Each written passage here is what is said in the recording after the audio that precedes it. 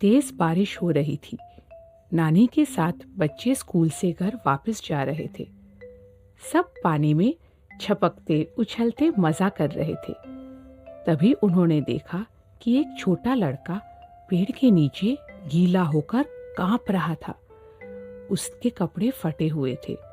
उसके पास न कोई छाता था, ना ही कोई बरसाती।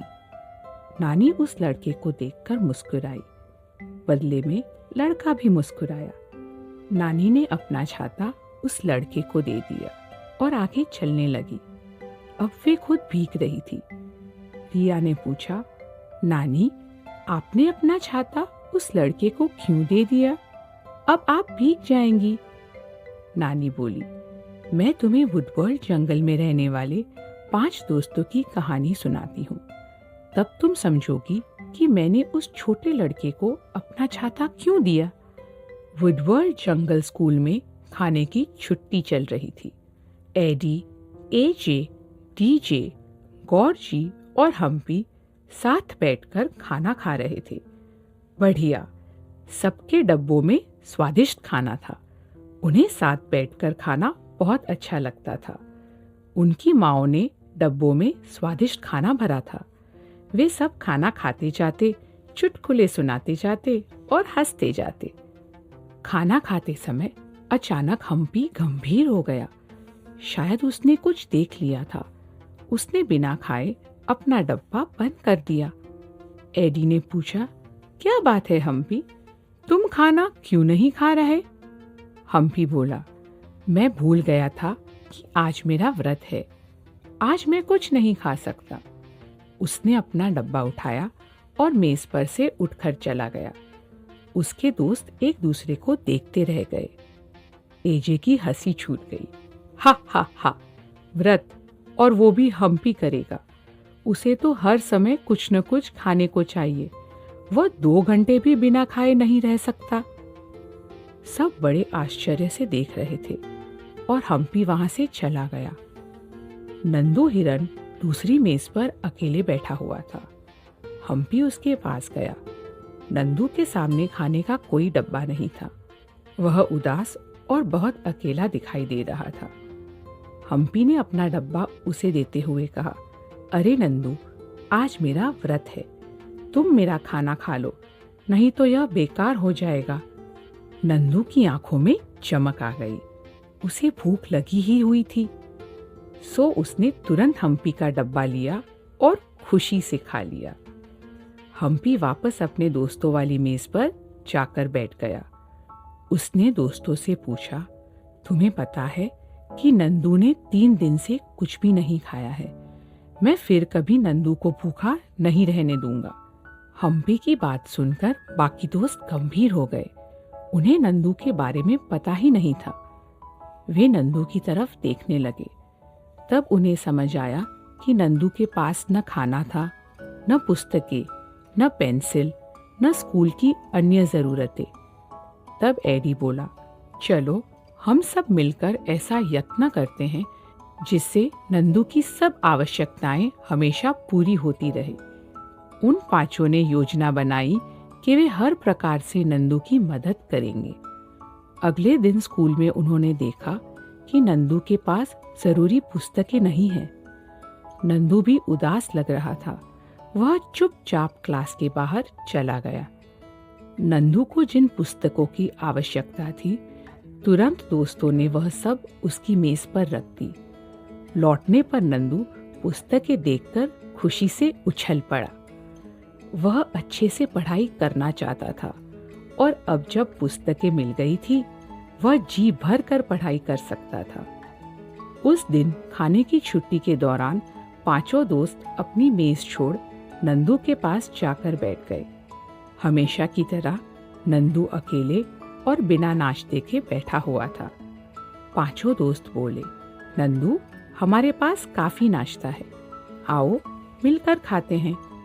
नंदू हिचकिचाते हुए बोला, सच में? उसके पेट में चूहे दौड़ रहे थे, इसीलिए दोस्तों के साथ खाना खाकर वह बहुत खुश हुआ। वह एक ग्रास खाता और उनके साथ खुशी से बातें करता जाता। अगले दिन क्लास में सब विद्यार्थी जल्दी जल्दी लिखाई करते जा रहे थे। अचानक नंदू का पेन रुक गया।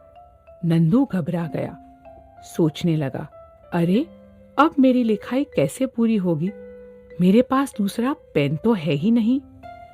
नंदू के पीछे से एक हाथ आया और उसे एक पेंसिल बॉक्स थमा दिया। नंदू के पीछे बैठे हुए एडी ने पेन को रुके हुए देख लिया था। एडी ने नंदू से कहा, यह लो नंदू, इसे इस्तेमाल करो। नंदू ने खुशी से डब्बा खोला। अब उसके पास आवश्यकता की सब चीजें थी।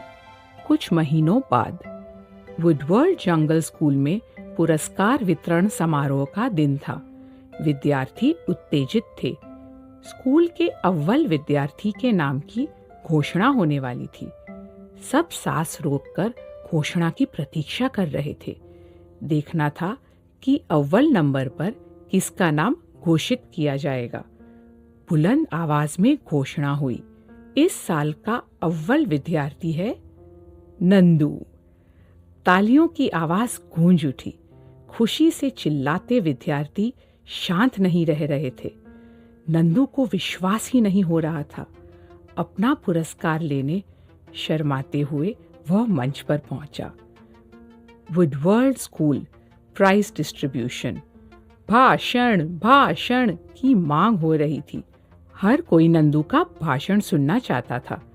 सब जानते थे कि नंदू के जीवन में संघर्ष इसीलिए था क्योंकि उसके परिवार के पास पर्याप्त धन नहीं था। नंदू मंच पर पहुंचा। उसकी बाँछें खिली हुई थी। मुस्कुराते हुए वह बोला, यदि हम्पी, एजे, टीजे, एडी और गौरजी की मदद नहीं होती, शायद मैं यह पुरस्कार कभी नहीं जीत पाता। मेरे पास न तो पैसे थे, न पुस्तकें और न ही खाना। इन पांचों ने मुझे सब कुछ दिया। इनकी वजह से ही मैं क्लास में अव्वल हो पाया। वुडवर्ल्ड स्कूल प्राइज डिस्ट्रीब्यूशन। नंदू के नए दोस्त तालियां बजाते नहीं थक रहे थे।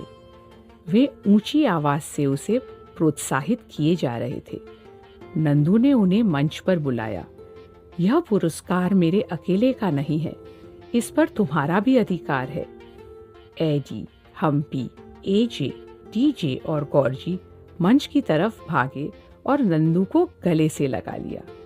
यह देखकर तालियां और प्रोत्साहन की आवाज और भी तेज हो गई। उन पांचों ने सच में बहुत बड़ा काम किया था।